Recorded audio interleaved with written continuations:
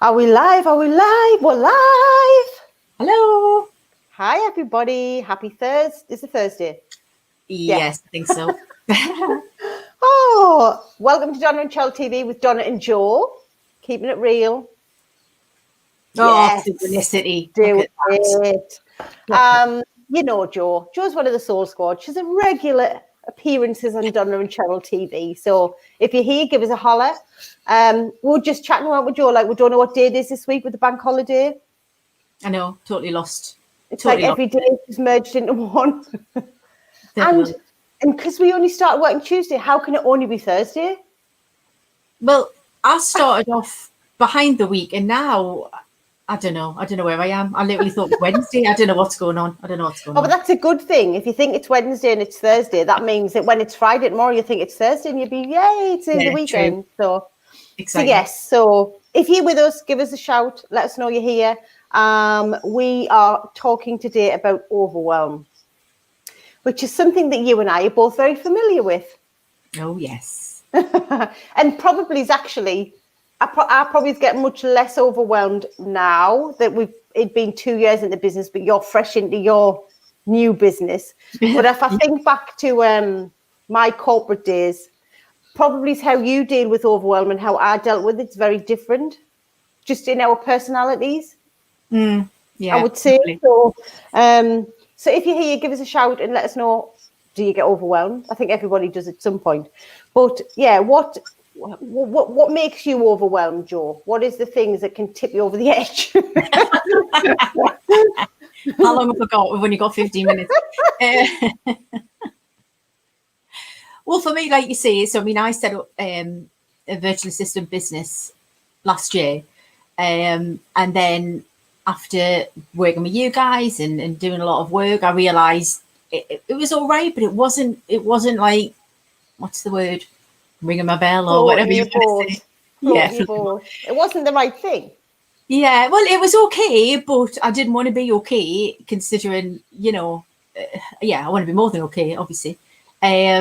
So I'm now starting to do my writing and stuff. So really, in the last few months, I'm kind of like pivoted, if you like. So I'm kind of at the stage now where I'm needing to get myself out there, like, but is something a different. So like as a writer so I've kind of got a lot of that overwhelm again, just looking to find my path, find different things. The difference I think from last year to this is that I recognize now what I'm doing. Yeah. You know what I mean? So it's always helpful. So I can go, right, I'm in this, let's do things to get out of it, or why am I in it, and have a little chat with myself and things like that. So the difference from last year to now is I'm still very new, and I do get overwhelmed, and I can get overwhelmed, but I kind of recognize it. So that is a bonus. Yeah. Good. So you can, because I think when I was in overwhelm, I didn't know I was. So what you're saying is before you were probably in it for a long while, particularly in your old role, weren't you? Yeah. And then now, as you're up leveling, so you've done your VA business, you've realised, probably had some overwhelm at the beginning, you did. Then you realise that you want to be a copywriter, so you want to write. Then the overwhelm comes again because you're up leveling. Every time we what somebody said on a session one yesterday, the devil with the next level. The devil in a devil with the next level or something like that. Like once you go to the next level, the inner devil comes back, the overwhelm comes back. Yeah. But it's good that you can now, that's what you're in, so you can do something about it. Yeah, so it doesn't get rid of it, and like it's you've got to work at it all the time, but at least I'm kind of aware of it now. So I think with overwhelm with me, it can either do one or two things. I can either like go off on one, or I can like retreat, and I can just go like and like totally retreat and keep under the radar, or try to, which doesn't work, and in the long run it doesn't help. So I think were we talking last week? I didn't, Thomas and I can't remember anyway. We're talking about that, and it is just best to share it and get out there and just say, because I know, and that's the other thing as well, as I know now that I am not the only one who feels like this. So that's good. And if people are watching this, you're watching it for a reason. And exactly.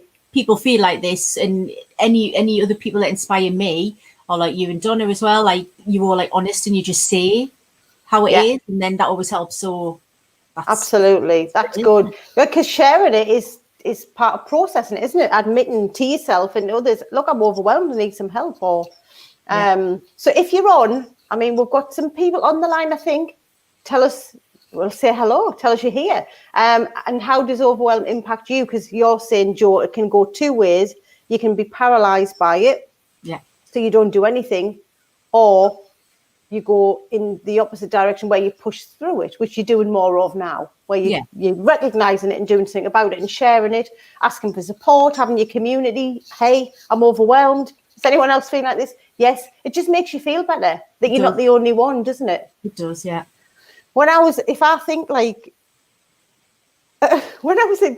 obviously I'm much more emotionally aware. I thought I was emotionally intelligent when I worked in corporate. I always have been, but like not to this extent. So I didn't even know I was in overwhelm. And I describe it as hanging by the rafters. I was so manic. So I went the other way, where it would be like more aggressive. You know how you're saying you'd withdraw and not do anything? I would be more like my aggression, controlling. So I'd be literally going from I was single parent with Holly, I was traveling with work, I was doing a degree, you name it. I used to fly into my mum and dad's house like a whirlwind, like didn't have time, didn't want to make the time, was just like stuck up on the ceiling, swoop Holly up, get her home, on to the next thing, me masculine energy, boom, boom, boom. And I clearly was in overwhelm, but I didn't even know that I was behaving that way, if that makes sense, at the time. And until my mum and dad would say, Cheryl, like, you're really not very nice. Do you know what I mean? I was like, well, what do you mean? Because I was just like so in the overwhelm of just getting everything done. I didn't even know I was there or how I was impacting other people, if that makes sense. Yeah, totally. Yeah. But I went the other way. It was like control and aggressive, get it done. Well, what do you mean? Defensive. Well, yeah, I'm doing this. No, I'm not. Blah, blah, blah. I was more like that type. Unpleasant. Not pleasant. And I've seen other people like that, actually. I have seen other people like that. And over the last few years, it's helped me realize like that they're not just being arsey and rude or whatever. Do you know what I mean? Exactly. Because it's easy to go like, oh my God, and then but it's kind of helped me realize that that's how some people deal with stuff, and it's like a big barrier, isn't it? Because you don't want anyone to get under their skin, sort of thing. Exactly. And it's like must be unpleasant for the people on the receiving end. And obviously once I started to develop myself with NLP in, my late 30s and really started to understand more about my model of the world and other people, I would say I chilled out more. And then when I came on this journey, I'm really quite relaxed about things. I don't really get overwhelmed now, if I'm being quite honest. Like, it takes a lot to get me overwhelmed. And that's pretty amazing, considering I've gone from that to that. Like setting up a brand new business, and all that comes with that, for you to be able to say you feel less overwhelmed doing this than you did in corporate. More now into this year, I would say in the first year there was a lot of overwhelm because you're trying to work out what you're doing. You're new entrepreneurs, as you know, but now I'm just quite like, just go with the flow. Just quite chilled out. And don't get us wrong, things happen, but I just try to take things in my stride rather than getting myself. I don't go back to the upper height in this very rarely, but we've got. So I don't know who this is because it's not bringing your name up, but I struggle to focus sometimes when I've not recognized it yet. And it takes me to brain dump all of my feelings and thoughts down on paper, get it all out. Great. Thank you for sharing that. So you have to literally, when you haven't recognized it and you realize you're in a whirl or whatever it is, you then have to sit down and just empty your thoughts, empty your feeling, and then refocus again. That's a really good tip. Thank you for sharing that. That's a really it took me a long time to understand or to even get the point of being able to do that, because you resist it. You was just like, oh, it's something else to do. I'm too busy. I'm overwhelmed. I've got time to do it. So you know what I mean. So to actually do that is like massive. Like, amazing. That's really good. Whoever that is, and that's what we do. We say I haven't got time, but actually, if you do what this person is saying, sorry, I don't know your name. It creates time, but we just have this limiting belief, Layla. Thank you, Layla. We have this limiting belief that, oh, well, we haven't got time to do this X, Y, and Z. But actually, if you create the time to do what Layla's telling us and refocus, you'll do things much quicker anyway. Because we can, when we're in overwhelm, it could take us ages to do something. When we're focused, boom, the time is just shortened right down. So thank you, Layla. And then Irene just saying, I get irritated, take it out in family, check. Paralysed with indecision and volume of thoughts and options, and then you become less effective, a bit like what Joe's saying. Retreat, withdraw, let's not do anything. So that's and you take it at the family because we're feeling like we've got low self-esteem, we're our inner critic, our crazy lady, our imposter's going wild, and then everything anyone says to us, we take it as an attack. So we get really defensive and we start defending against people saying things to us because we think it's about us. And it's not. It's just that we're in this overwhelm. So for Arena, what do you think? And I mean, Joe can share some of the stuff that you do when you're in the retreat, withdraw. What is it that, like, when you're overwhelmed, it's best to focus on one thing. What's the one thing that you can do next to be less overwhelmed? And what's the one next best action you can do to move forward, to come out of the paralysis? So that's what I think is best, is focus on the next one thing. But how do you deal with that, Joe, when you have been in the withdrawal, retreat, paralysis? How do you start to move forward? I think I just go and, sorry if you can hear the dog. I just go and, for me, it'll just be simply stopping and doing some breathing. So literally, it's the easiest thing you can do, and you can do it anyway. You know Love what I mean? that. So I just do either the box breathing, the 4 in, pause, 4 out, and repeat, or I don't know if there's a name for it, but you breathe in for 4, hold for 2, and out for 6. So straight away, you're just releasing. Because in me, I mean, I'm sure Irene is the same. It's your whole body and your mind, and everything's tensed up. So I just do some breathing, and then I literally just think of a positive, happy, like flip it. So flip the negative, and just think of something that I'm happy for, grateful for, and it does work. Like, just try it. You've got to try it. That's the only way you can do it. And just think of it's, the sky is blue. It's a lovely day. I've got my health. Do you know what I mean? Love it. Yeah. Like, literally, I just have to work my way from just little steps. Just up. Love that. And you just do it every day, or do it when you even catch on. Do you know what I mean? Just anyone can have a thought.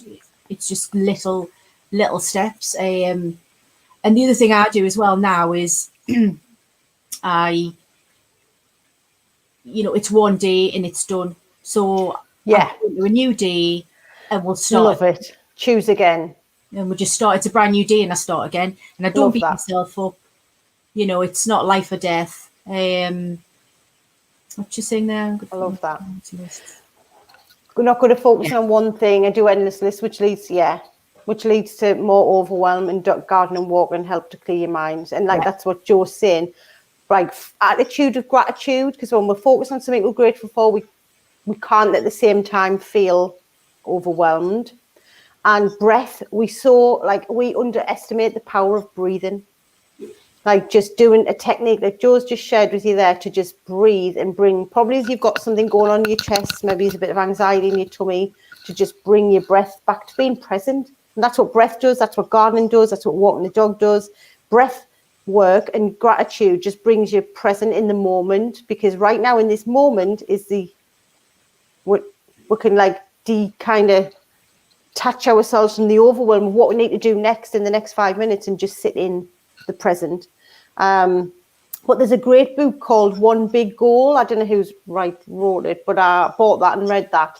And it talks about having one big goal and always working on what's the one thing. It's called The One Thing. The One Thing. Look it up on Amazon. The One Thing. And it's just like, what's the one thing? What's the next one thing? What's the next best action? And Irene, it's just about, there's a limiting belief there. I'm not focusing. You've said I'm not good at focusing on one thing. That's a limiting belief.